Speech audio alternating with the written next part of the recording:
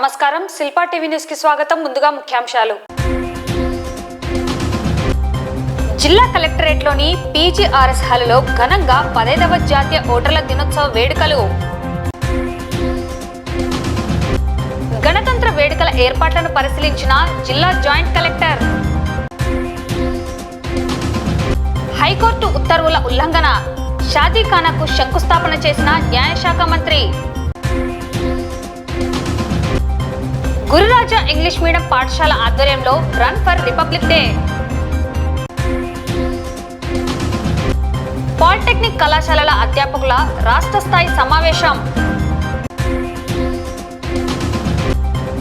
ఘనంగా నంద్యాల జిల్లా దివ్యాంగుల క్రీడలు. సమతా విద్యానికేతన్లో జాతీయ ఓటర్ల దినోత్సవం.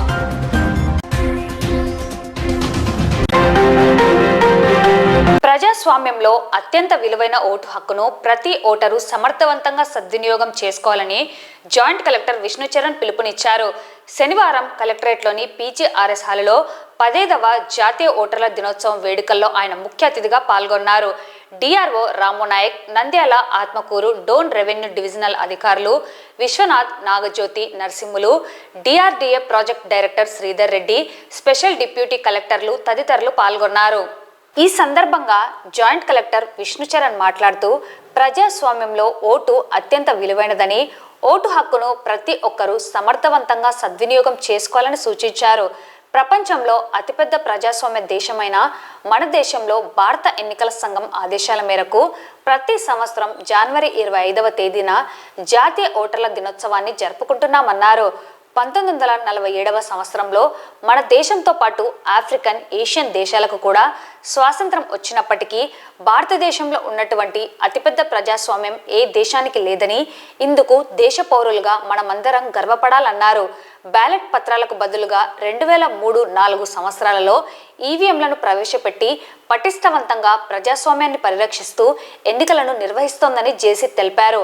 75 సంవత్సరాల క్రితం భారత ఎన్నికల సంఘం స్థాపించబడి తనదైన శైలిలో మెరుగులు దిద్దుకుంటూ 99 కోట్ల మంది ఓటర్లు ఉన్నప్పటికీ ప్రశాంతంగా ఎన్నికలు పూర్తి చేసి ప్రజాస్వామ్య ప్రతిష్టతకు దేశ పౌరులుగా గర్వపడాలన్నారు. 18 సంవత్సరాలు నిండిన యువ ఓటర్లు ఓటర్ల జాబితాలో నమోదు కావాలని సూచించారు. ఈ కార్యక్రమంలో జిల్లా అధికారులు, అన్ని నియోజకవర్గాల ఈఆర్ఓలు, ఏఈఆర్ఓలు, పాఠశాల విద్యార్థులు తదితరులు పాల్గొన్నారు. రేపు నిర్వహించనున్న గణతంత్ర వేడుకల సందర్భంగా ముందస్తు ఏర్పాట్లను నంద్యాల జిల్లా జాయింట్ కలెక్టర్ విష్ణుచరణ్ జిల్లా అధికారులతో కలిసి పరిశీలించడం జరిగింది. పోలీస్ అధికారులు పేరెడ్ గ్రౌండ్లో ట్రయల్స్ నిర్వహించడం జరిగింది.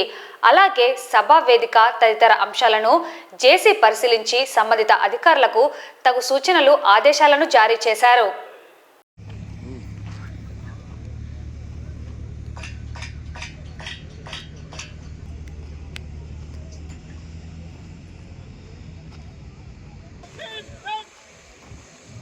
Parade!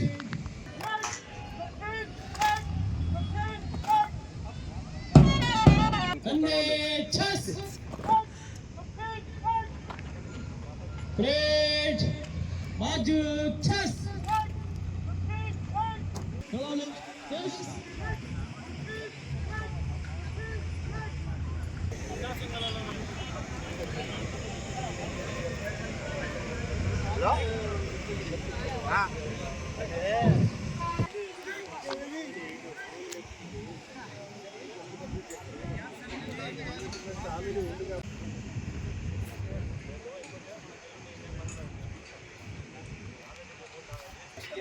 ప్రపోజ్ చేశాం ఇంకా అప్లోడ్ దానికి పంపించాము. అందరికి బయట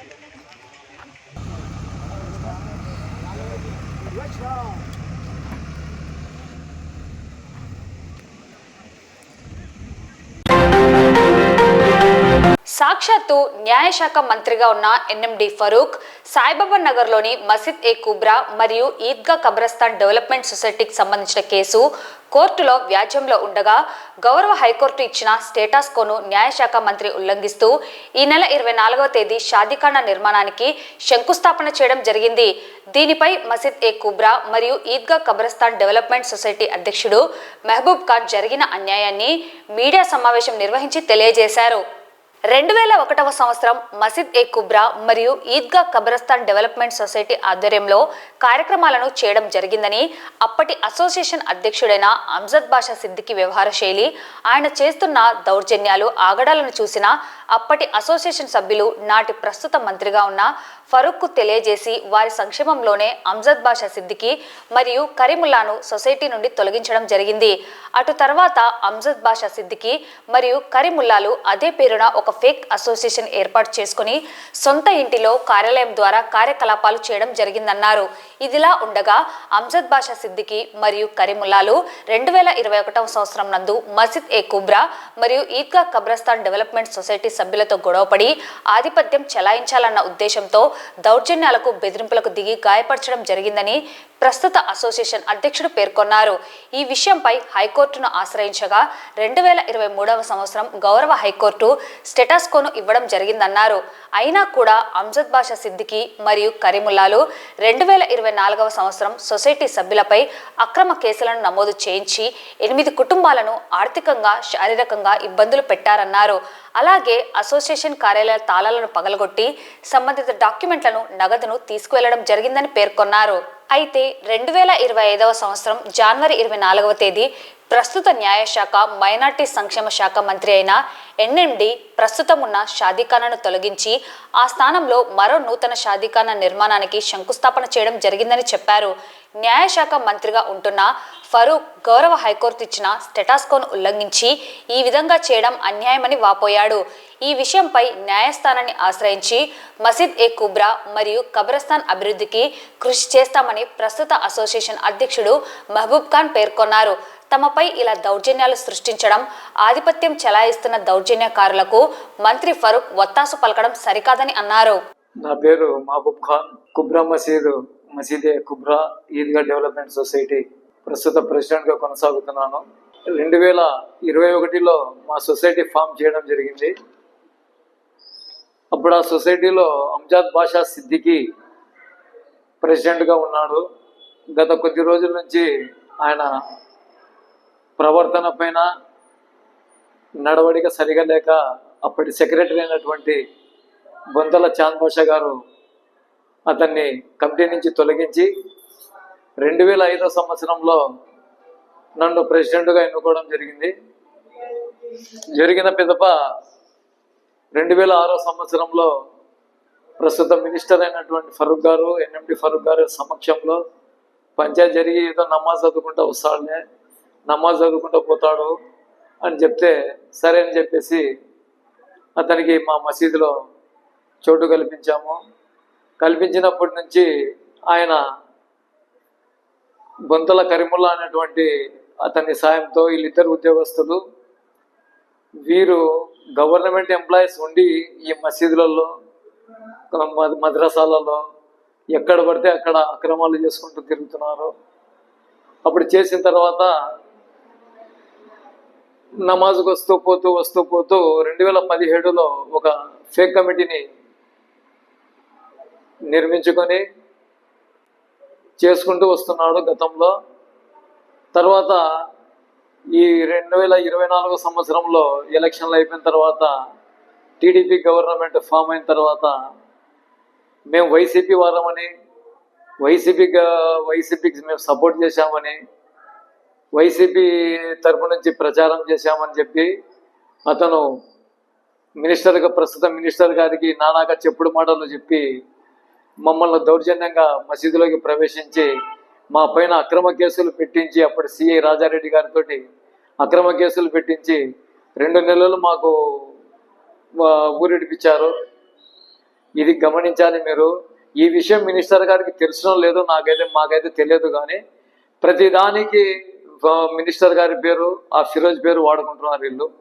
ఈ రకంగా వాడుకొని ఒక మైనారిటీలు అయ్యండి, మైనారిటీల మీద కేసులు పెట్టి ఊర్లు ఇడిపిస్తున్నారు. మా సొంత ప్రాంతమైనటువంటి సాయిబాబా నగర్ మాకు మా మా ఆస్తుపాస్తులు ఉన్నాయి, మాకు ఇల్లు ఉన్నాయి, అన్నీ ఉన్నాయి. మేము మసీదు కాడికి పోతే పోలీసులతో బెదిరిస్తున్నారు, రౌడీ షీట్లు ఓపెన్ చేస్తామంటున్నారు. ఈ రకమైనటువంటి బెదిరింపులు వస్తున్నాయి. కాబట్టి దయచేసి మీరు మినిస్టర్ గారి దృష్టికి తీసుకుని పోయి ఆయనకి అన్ని రకాలుగా చెప్పి మాకు రక్షణ కల్పించవలసిందిగా కోరుతున్నాం. అలాగే షాదీఖానాకు 90 లక్షలు మంజూరైందని చెప్పేసి ఈరోజు పేపర్లో చూడడం జరిగింది. నిన్న భూమి పూజ కూడా చేసిపోయారు మినిస్టర్ గారు. 60 లక్షలు విలువ చేసేటువంటి షాదీఖానాకు 90 లక్షలు ఏమవుతుంది? ఇప్పుడు దాదాపుగా 3 కోట్ల రూపాయలు ఉంటే షాదీఖానా రెడీ అవుతుంది. ఆల్రెడీ ఇప్పుడు షాదీఖానా గుడ్ కండిషన్లో ఉంది. పేద ప్రజలు మొత్తం అందరూ పేదలు, కులాలకు అతీతంగా, కుల మతాలకు అతీతంగా అన్ని రకాలుగా మేము చేసుకుంటూ పోతున్నాము. 10,000కు 12,000కు మేము షాదీఖానాను నిర్మించడము, పెళ్లిళ్ళు చేసుకోవడం జరుగుతుంది. కనీసం షాదీఖానా ముందర షాపులు పెట్టిన వల్ల కూడా డబ్బులు వసూలు చేస్తున్నారు. ఈ అంజాద్ బాషా సిద్దికి, బొంతల కరీముల్లా వీళ్ళు గవర్నమెంట్ ఎంప్లాయీస్ ఉండి కూడా ఏ రోజు కూడా వాళ్ళ ఆయన స్కూల్కి పోడు, ఈయన కాలేజీకి పోడు. టోటల్గా ఇవన్నీ దీనిపైననే కబ్జాలు చేసుకోవడం, తిరగడం ఇదే జరుగుతుంది పరిస్థితి. కావాలంటే మీరు ఎఫ్ఐఆర్ చేయండి. మాకు కోర్టు నుంచి మాకు స్టేటస్కో కాపీ ఉంది. కోర్టు నుంచి మాకు స్టేటస్కో ఉన్నా కానీ కూడా వాళ్ళు అక్రమంగా ప్రవేశించి డిపార్ట్మెంట్ను అడ్డం పెట్టుకొని పొలిటికల్గా మా పైన లేనిపోని కేసులన్నీ బనాయించి ఈ రకంగా సతాయిస్తున్నారు. కాబట్టి మినిస్టర్ గారికి విన్నవించుకోవడం ఏమంటే, అయ్యా దయచేసి దీనిపైన మీరు గమనించి వారి నుంచి మాకు రక్షణ కల్పించవలసిందిగా మేము కోరుతున్నాం. మొత్తం పై అధికారులకు అందరికీ కంప్లైంట్ చేయడం జరిగింది. సీఎం గారి నుంచి deputy CM and Waqf board minority వారికి అందరికీ కూడా మేము పంపించడం జరిగింది. ఎంతసేపు ఉన్నా మేము న్యాయ పోరాటం చేస్తాం తప్ప మాకు వేరేది ఏం లేదు. మాకు ఎటువంటి వ్యక్తిగత ద్వేషాలు, రాగద్వేషాలు అంటూ ఏమీ లేవు. న్యాయ పోరాటం చేస్తాం. ఆ భగవంతుడు చల్లని అల్లా దయ వల్ల మేము ఖచ్చితంగా మాకు అల్లా దయ వల్ల మాకు న్యాయం జరుగుతుందని చెప్పేసి కోరుకుంటున్నాం. స్టేటస్కో పెట్టుకొని కూడా అక్రమంగా ప్రవేశించినారు. మా సొసైటీ ఇప్పటికి కూడా రన్లోనే ఉంది. కోర్టులో కేసు నడుస్తుండగా ఇవన్నీ ఈ రకంగా అక్రమంగా దౌర్జన్యంగా పోలీసులను అడ్డం పెట్టుకొని వీళ్ళు మొత్తం ప్రవేశించి అన్ని ఆక్యుపై చేసుకున్నారు. నా ఆఫీస్ రూమ్లో ఉన్నటువంటి సామాన్ ఏమైందో తెలియదు, బీరువా ఏమైందో తెలియదు, అందులో ఉన్న డబ్బు ఏమైందో తెలియదు, ఫర్నిచర్ ఏమైందో తెలియదు, ఎక్కడ పెట్టారో కూడా తెలియదు. మేము దొంగతనం కేసు పెడితే సిఐ గారు బుక్ చేయలేదు కేసు. స్పందనలు కూడా ఇవ్వడం జరిగింది. ఈ రకంగా ఉంది మా పరిస్థితి. కాబట్టి దయచేసి మా మైనార్టీ మినిస్టర్ గారు అయినటువంటి ఎన్ఎండి ఫరూక్ గారు చొరవ తీసుకొని మాకు న్యాయం చేయవలసిందిగా మేము కోరుతున్నాం. గణతంత్ర దినోత్సవ వేడుకలను పురస్కరించుకొని స్వాతంత్ర ఉద్యమ స్ఫూర్తి విద్యార్థులకు, ప్రజలకు నింపేలా గురురాజా పాఠశాల డైరెక్టర్ పి శేషావళి రెడ్డి పర్యవేక్షణలో రన్ ఫర్ రిపబ్లిక్ డే ర్యాలీని నంద్యాల పట్టణంలో గురురాజా ఇంగ్లీష్ మీడియం పాఠశాల ఆధ్వర్యంలో రన్ ఫర్ రిపబ్లిక్ డే కార్యక్రమం నిర్వహించడం జరిగింది. ర్యాలీలో 350 అడుగుల భారీ జాతీయ జెండాను ప్రదర్శించారు. ఈ కార్యక్రమ ప్రారంభోత్సవానికి ముఖ్య అతిథిగా నంద్యాల ఎస్డిపిఓ మందా జావలి ఆల్ఫోన్స్ పాల్గొని ర్యాలీని ప్రారంభించారు. ర్యాలీ నంద్యాల టెక్కే మార్కెట్ యార్డ్ నుండి ప్రారంభమై పద్మావతి నగర్ మీదుగా మున్సిపల్ కార్యాలయం వరకు కొనసాగింది. ఈ సందర్భంగా ఎస్డిపిఓ మందా జావలి ఆల్ఫోన్స్ మాట్లాడుతూ విద్యార్థులకు స్వాతంత్ర ఉద్యమ స్ఫూర్తి నింపేందుకు ఇలాంటి కార్యక్రమాలు ఎంతగానో దోహదపడతాయని తెలిపారు. రన్ ఫర్ రిపబ్లిక్ డే కార్యక్రమంలో పాల్గొనడం తనకు ఆనందాన్ని కలిగించిందని, ఇంతమంది విద్యార్థులు ఈ కార్యక్రమంలో పాల్గొనడం సంతోషంగా ఉందన్నారు. అలాగే విద్యార్థి దశ నుండే రహదారి నిబంధనలు తెలుసుకోవడం ఎంతో ముఖ్యమని చెప్పారు. రహదారి నిబంధనలు పాటించడం వల్ల ప్రాణాలను కాపాడుకోవచ్చని గుర్తు చేశారు. విద్యార్థులు వీటిపై అవగాహన కలిగి ఉంటే తమ కుటుంబ సభ్యులకు వాటి గురించి వివరిస్తూ హెల్మెట్ వాడకం, సీట్ బెల్ట్ ధరించడం, మద్యం సేవించి వాహనాలు నడపడం వంటి వాటిని నివారించే అవకాశం ఉంటుందని తెలిపారు. విద్యార్థులను సన్మార్గంలో నడిపే ఇలాంటి కార్యక్రమాలు నిర్వహించిన గురురాజా పాఠశాల యాజమాన్యాన్ని ప్రత్యేకంగా అభినందించారు. ఈ కార్యక్రమంలో ఐఎంఏ రాష్ట్ర మాజీ అధ్యక్షుడు doctor Ravikrishna, Gururaja English medium పాఠశాల డైరెక్టర్ శేషావళి రెడ్డి, నంద్యాల సిఐలు ఇస్మాయిల్, మల్లికార్జున గుప్తా హాజరయ్యారు.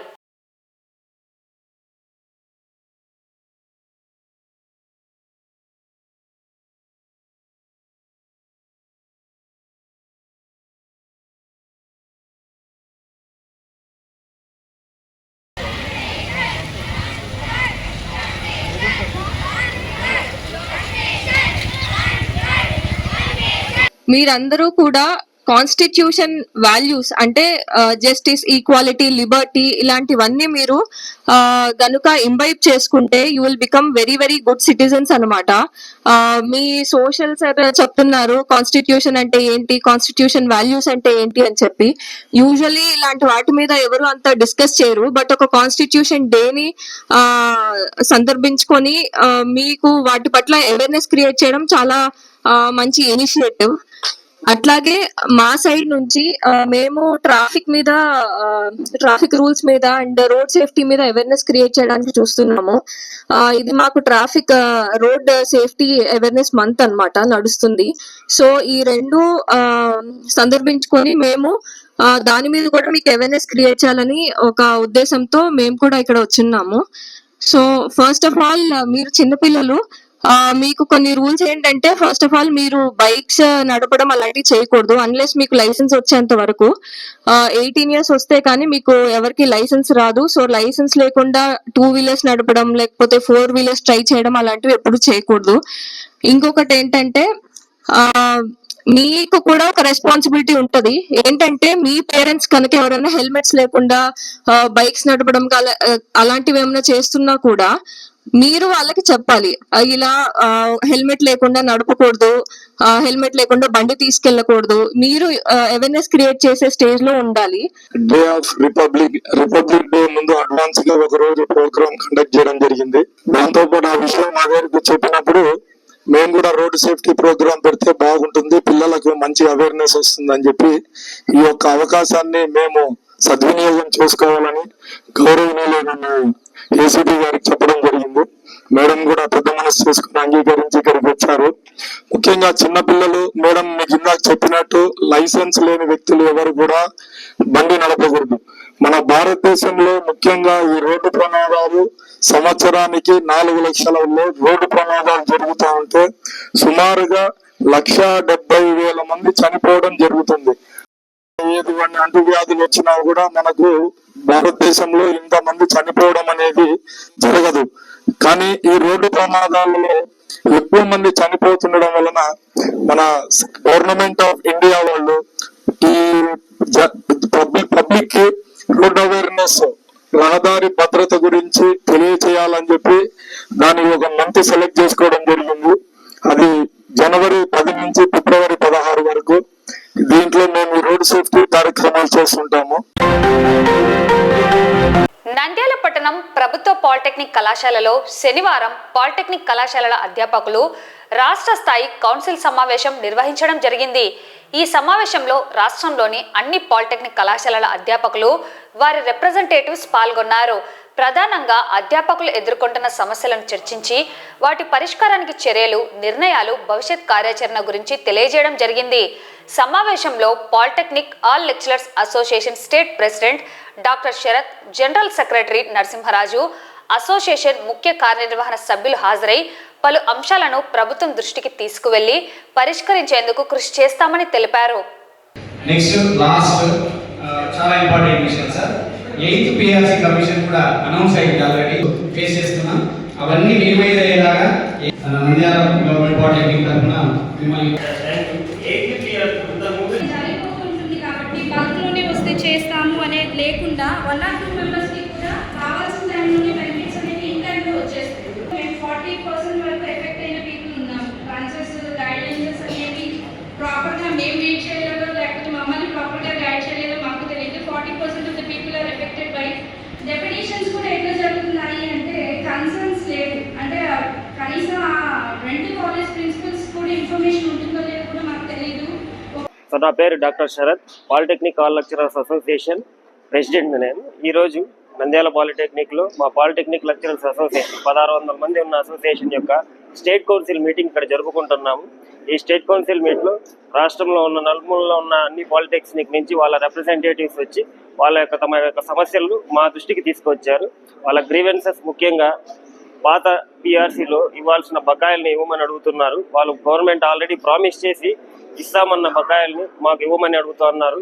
తర్వాత ఈ సిఏఎస్ మూవ్మెంట్ అంటే ఇంతవరకు వాళ్ళ 12 సంవత్సరాలుగా వాళ్ళకి లెవెల్ మూవ్మెంట్ జరగలేదు. ఆ లెవెల్ మూవ్మెంట్ మీద ఇమీడియట్గా చర్యలు తీసుకోమని అడుగుతున్నాము. అదేవిధంగా మేము ఇంతకుముందు పాత డిపార్ట్మెంట్ వచ్చి మాది హైయర్ ఎడ్యుకేషన్ డిపార్ట్మెంట్, ప్రస్తుతము పాత గవర్నమెంట్లో దాన్ని స్కిల్ డెవలప్మెంట్కి చేంజ్ చేశారు. స్కిల్ డెవలప్మెంట్ పాత పద్ధతిలో వాటిది టెక్నికల్ ఎడ్యుకేషన్ కాబట్టి ఎడ్యుకేషన్ డిపార్ట్మెంట్లో తీసుకుని వెళ్ళమని ముఖ్యంగా మా సభ్యుల నుంచి విన్నపం ఉన్నది. సో ఈ అవకాశం ఇచ్చిన మీడియా మిత్రులకు నా ధన్యవాదాలు.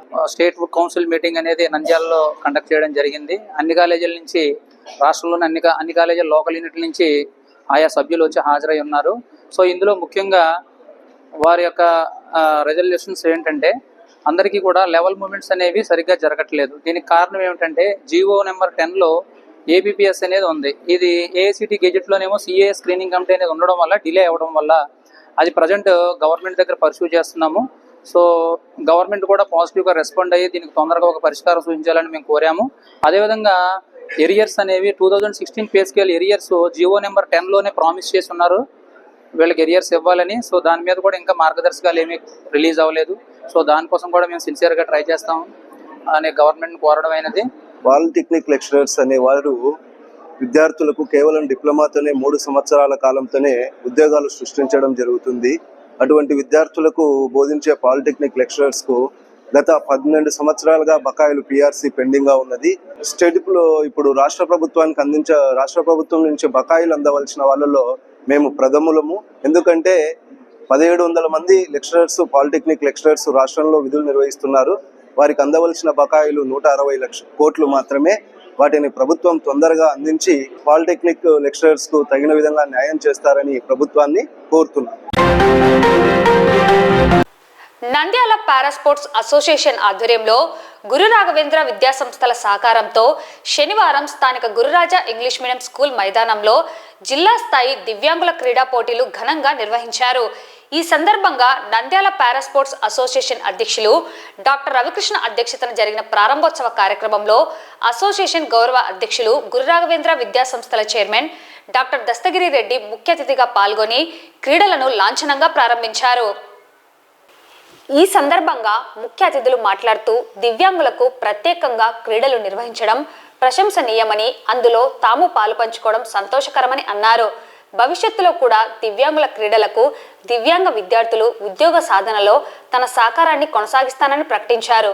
100, 200, 400 మీటర్ల పరుగు పందాలు, లాంగ్ జంప్, జావలిన్, షాట్పుట్ అంశాలలో పోటీలు జరుగుతాయని, శారీరక, మానసిక, కంటి చూపు, మరగుజ్జు దివ్యాంగులు వివిధ వైకల్య కేటగిరీలలో పాల్గొంటారని తెలిపారు. విజేతలుగా నిలిచిన వారిలో ఎంపికైన వారు ఫిబ్రవరి 2వ తేదీ గుంటూరులో జరగనున్న రాష్ట్ర స్థాయి దివ్యాంగుల క్రీడా పోటీలలో జిల్లా తరపున పాల్గొంటారని తెలిపారు. కార్యక్రమంలో నంద్యాల పారాస్పోర్ట్స్ అసోసియేషన్ ప్రధాన కార్యదర్శి రమణయ్య, కోఆర్డినేటర్ హనీఫ్ ఖాన్ నిర్వహణలో గురురాజా వ్యాయామ ఉపాధ్యాయులు రాజు, చిరంజీవి రెడ్డి పోటీలు నిర్వహించారు. ఈ కార్యక్రమంలో నంద్యాల దివ్యాంగుల సంక్షేమ సంఘం అధ్యక్షులు సుబ్బారెడ్డి, ఉపాధ్యక్షులు వెంకట్రావు, నంద్యాల పారాస్పోర్ట్స్ ఉపాధ్యక్షులు ఫక్రుద్దీన్, సంయుక్త కార్యదర్శి మధుబాబు, కోశాధికారి ఆలమధు, వికలాంగుల హక్కుల సంఘం నాయకులు మస్తాన్వలి, స్పందన అందుల సంక్షేమ సంఘం అధ్యక్షులు చంద్రశేఖర్, సక్షం దివ్యాంగుల సంస్థ నిర్వాహకులు సుబ్బారావు, రాజశేఖర్ అధిక సంఖ్యలో దివ్యాంగులు పాల్గొన్నారు. ఫిజియోథెరపీ వైద్యులు డాక్టర్ రోహిణి, డాక్టర్ శివబాలిరెడ్డి క్రీడాకారులకు వైద్య సహకారం అందించారు. పోటీల అనంతరం జరిగిన బహుమతి ప్రదానోత్సవంలో డాక్టర్ దస్తగిరి రెడ్డి పాల్గొని విజేతలకు పతకాలు అందజేశారు. ఆంధ్రప్రదేశ్ స్పోర్ట్స్ అథారిటీ వారు దివ్యాంగుల కోసము పారా స్పోర్ట్స్ కండక్ట్ చేస్తూ ఉన్నారు. ఇది చాలా శ్లాఘించదగినటువంటి విషయము. వాళ్ళకు కూడా ఒక ఆసక్తిని అనేది కల్పించాలి. ఆ విధంగా పార్టిసిపేట్ చేసినట్లయితే వాళ్ళు కూడా ఆ క్రీడల్లో రాణింపజేస్తారు. సో దీనివల్ల వాళ్ళకు ఉద్యోగ అవకాశాలు కూడా వస్తాయి. ఈ యాక్టివిటీస్ని ఇలాగే రాష్ట్ర ప్రభుత్వాలు కంటిన్యూ చేయాలని చెప్పి నేను కోరుకుంటా ఉన్నాను. ఈ అవకాశం మా స్కూల్లో వీరికి కల్పిస్తున్నందుకు మాకు సంతోషంగా ఉంది. నంద్యాల పట్టణం సమతా విద్యానికేతన్ నందు శనివారం జాతీయ ఓటర్ దినోత్సవం నిర్వహించడం జరిగింది. ఈ కార్యక్రమంలో సచివాలయ ఉద్యోగులు పాల్గొని విద్యార్థులకు ఓటర్ నమోదు, ఓటు హక్కు వినియోగం, ఎన్నికల ప్రక్రియ వంటి విషయాలను వివరించారు. కార్యక్రమంలో పాఠశాల కరెస్పాండెంట్ బాలచంద్రుడు, హెచ్ఎం విజయలక్ష్మి పాల్గొన్నారు.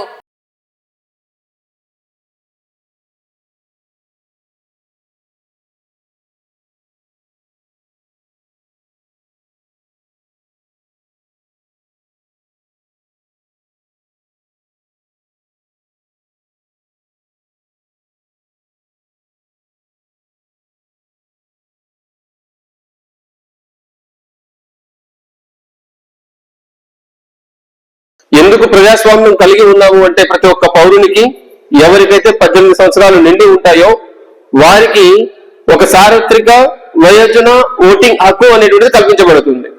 సో దేని కొరకు అది ఉంటుంది అంటే మనం ఎవరి చేత ఎలాంటి వారి చేత పరిపాలింపబడాలి అనే దానికోసం మనం ఎన్నుకున్నటువంటి అవకాశం కలుగుతుంది. ఎవరు పరిపాలిస్తే మనం మన భవిష్యత్తును మంచిగా చూసుకోగలం అనేటువంటిది మనం నిర్ణయించుకునే అవకాశం ఉంటుంది. సో ఇది మీకు ఎందుకు అంటే వచ్చేటువంటి భవిష్యత్తు, ఈ భారతదేశం యొక్క భవిష్యత్తు అంతా కూడాను మీ భుజాలపైనే ఉంటుంది. ఇప్పుడు దాకా ఉన్నటువంటి పరిపాలకులు ఎవరెవరైతే ఉన్నారో మనకు 1947లో ప్రజాస్వామ్యం అంటే స్వాతంత్రం వచ్చిన తర్వాత ప్రజాస్వామ్యంగా మనం మన యొక్క రాజ్యాంగాన్ని మనం సర్వించుకొని ప్రతి ఒక్కరికి ఓటు హక్కును కల్పిస్తూ, అంటే ఇక్కడ ఓటు హక్కు అనేటువంటిది వారి యొక్క కులంలో, మతంలో, భాషలో, ప్రాంతాల్లో, జెండర్ అంటే ఆడవాళ్ళకి మాత్రమే, మగవాళ్ళకి మాత్రమే, ముసలి వాళ్ళకి మాత్రమే అనేటువంటిది ఎక్కడా ఉండదు.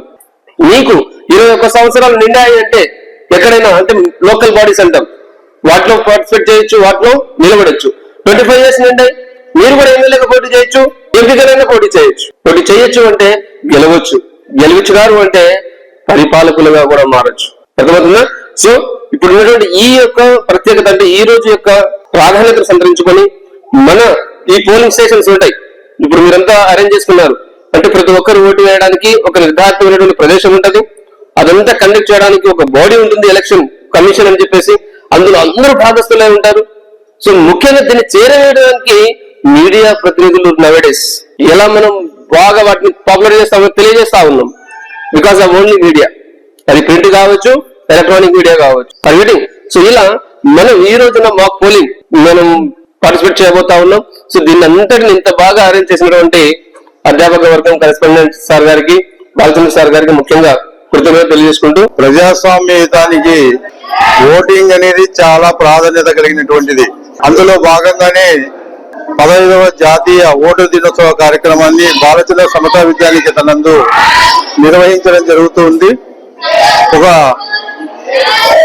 మౌగింగ్ పోలింగ్ స్టేషన్ ఎలా ఉంటుంది, బూత్ ఎలా ఉంటుంది అనే పరిస్థితులన్నీ కల్పించి విద్యార్థులను ఓటర్లుగా, పోలింగ్ ఆఫీసర్లుగా, అలాగే ఏజెంట్స్ గా నియమితులు చేసి ఓటింగ్ సరళి ఎలా ఉంటుంది, ఓటు ఎలా వేయాలి, నిజాయితీగా వేయాలా, ఎట్లా వేయాలి అనే విధానం అంతా కూడా విద్యార్థులకు పరిచయం చేయడం జరిగింది.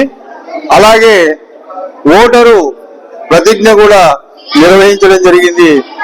మా వార్డు సచివాలయం అడ్మిన్ మరియు మెంబర్స్ అంతా కూడా వచ్చి ఈ కార్యక్రమంలో పాల్గొనడం జరిగింది.